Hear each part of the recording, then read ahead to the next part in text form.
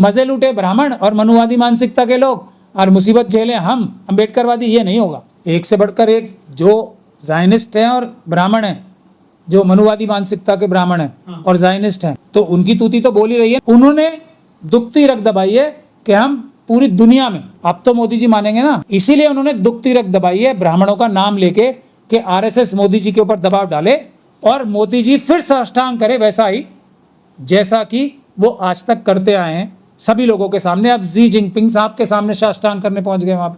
मतलब मैं तो हैरान हूँ, जिस कंट्री ने सुब्रमण्यम स्वामी साहब के शब्दों में 4,500 वर्ग किलोमीटर जगह हमारी अभी अभी छीन ली 2020 के बाद से, उसके गले मिल रहे हैं मोदी जी, जाके हाथ मिला रहे हैं उससे।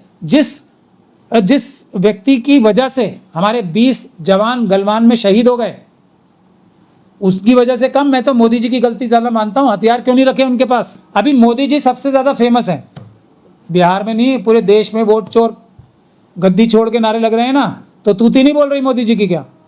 ये वाली तूती है। दो तरह की तूतियाँ होती हैं, एक तो आदमी की ईमानदारी और शराफत की, एक तरफ गाली देने वाली। दो तरह की तूतियाँ होती हैं।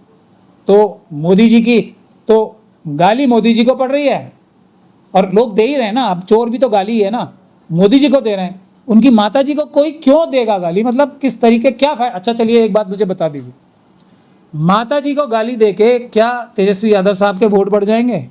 क्या कांग्रेस के वोट बढ़ जाएंगे? लोग नफरत कर रहे हैं मोदी जी से, तो मोदी जी को कुछ बोला जाएगा या उनकी माता जी को बोला जाएगा? माता जी को कुछ बोल के तो मोदी जी को फायदा पहुंचाने वाली बात है। तो कौन बोलेगा उनको फायदा पहुंचाने का काम? या तो कोई पाकिस्तानी एजेंट या कोई आरएसएस का आदमी। और कौन बोलेगा? मोदी जी को गाली देने का मतलब उन्हें फायदा पहुंचाना, यानी कि उनकी माँ को गाली देने का मतलब उनको फायदा पहुंचाना है। तो जो भी उनको फायदा पहुंचाना चाहता है वो उनकी माँ, उनको माँ को गाली देगा उनकी। भारत देश, भले ही मोदी जी प्रधानमंत्री हैं यहाँ के, लेकिन भारत की जनता तो भारत की जनता ही है ना। भारत का संविधान और जनता भारत की ताकत है। मोदी जी जैसे प्रधानमंत्री बन गए, उससे कोई भारत की ताकत थोड़ी सी कम हो सकती है, कितना भी गड़बड़ कर लेंगे, पर भारत की ताकत खत्म नहीं हो सकती। तो भारत में सबको पता है, पूरी दुनिया को पता है, SC ST OBC मुस्लिम सिख क्रिश्चियन बौद्ध और बाकी समाज भी जो हैं, एक समाज को छोड़ के सब के सब पीड़ित हैं, प्रताड़ित हैं किसी ना किसी फॉर्म में। ये तो पूरी दुनिया को पता है। जैसे सूरज पूरब से निकलता है वैसे बात सबको पता है। अब वो बोलते क्यों नहीं थे? क्योंकि भारत देश में से जो उनको नाजायज फायदा मिलता था, वो कौन पहुंचाते थे फायदा? यही मनुवादी मानसिकता के ब्राह्मण। अब जब बात आगे बढ़ चुकी है, अब उनको उम्मीद ये थी ना कि मोदी जी को हम जैसे कहेंगे वो तो ज़मीन पे लेट के मानेंगे, मान भी रहे हैं, और अभी भी पीछे से क्या क्या कर रहे होंगे ये तो पता नहीं। लेकिन फिर ट्रम्प साहब तो ट्रम्प साहब हैं, वो ये चाहते हैं कि जैसा वो बोले वैसा ही करें।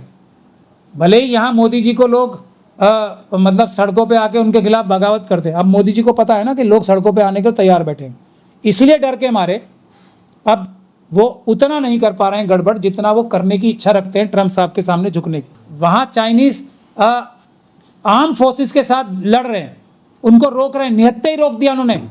हथियारबंद फौजियों को इतनी वीरता दिखा के रोक दिया और उसी व्यक्ति के साथ जाके हाथ मिला रहे हैं मोदी जी। शर्म तो शब्द ही नहीं जानते वो। लेकिन तेल जो आ रहा है हमारे देश में, जो कंपनियां चल रही हैं अडानी अंबानी की, ये तो सिंधी हैं, ये तो ब्राह्मण है ही नहीं। ब्राह्मण कौन होता है?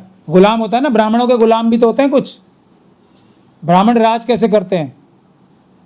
लोगों को बेवकूफ़ बना के मुंह से पैदा हुए हैं और बाकी सब लोगों को गुलाम जो बनाते हैं। अब गुलाम उनमें से कुछ कुछ लोग होते हैं जो बिल्कुल ही गुलाम बन जाते हैं। अम्बेडकरवादी तो गुलाम नहीं बन सकते ना उनके।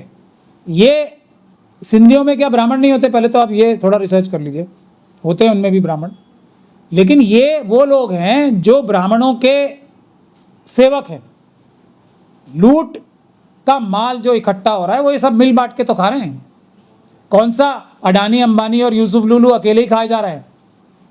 आप तो यूसुफ लुलू को भी बोलोगे, वो भी नहीं है ब्राह्मण। आइडेंटिफाई कर रहा है वो, ये जो मनुवादी मानसिकता को वो बता रहा है ब्राह्मणवाद, ब्राह्मणों को जोड़ रहा है वो मनुवादी मानसिकता से। और ये आरएसएस और बीजेपी की जड़ पे हमला इसलिए है कि हम तुम्हारी ये नस दबाएंगे, तुम आओ और हमारे सामने साष्टांग करो, इसलिए ये कर रहा है। आरएसएस और बीजेपी की नज़र में सबसे अच्छा तो नहीं, लेकिन सबसे अच्छों में से एक तो चला ही रहे हैं। इससे ज़्यादा भ्रष्टाचार तो 1-2 मिनिस्ट्रीज ही कर रही है ना। और जो नितिन गडकरी जी के पास जो मंत्रालय हैं उससे ज़्यादा भ्रष्टाचार तो मेरे ख्याल से एक तो फाइनेंस मिनिस्ट्री कर रही है, एक ये पेट्रोलियम मिनिस्ट्री कर रही है, पावर मिनिस्ट्री कर रही है, मतलब उंगलियों पे गिन सकते हैं। इससे ज़्यादा भ्रष्टाचार क्या होगा मतलब। लेकिन वहाँ तो कंपटीशन है ना। और ये जो आप कह रहे हो कि 500 करोड़ और 700 करोड़ की उनकी कंपनियां हो गई, ये आप लोग धोखा खा रहे हो। इतना बड़ा धोखा मत खाओ।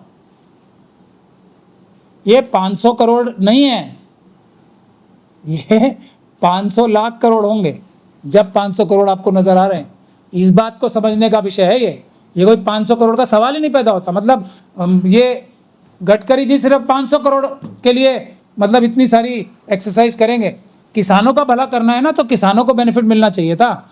चीनी पे जो ये निर्यात पे रोक क्यों लगाई जा रही है? भाई किसान तो गन्ना बो रहे हैं ना, गन्ने की उन्हें कीमत चाहिए। आज गन्ने की कीमत वक्त पे मिल रही है किसान को। अभी मैं पिछले ही संडे को वहाँ होके आया हूँ, ये अमरोहा में। ये एक बहुत बड़ी रैली थी किसानों की, इतनी बारिश में भी। गन्ना किसान तो वहाँ रो रहे हैं कि चीनी मिल मालिकों ने उनका खून तक चूस लिया, आत्महत्या कर रहे हैं। अभी एक बागपत में, यूपी में एक किसान ने आत्महत्या की, आप सब लोगों को पता है ना।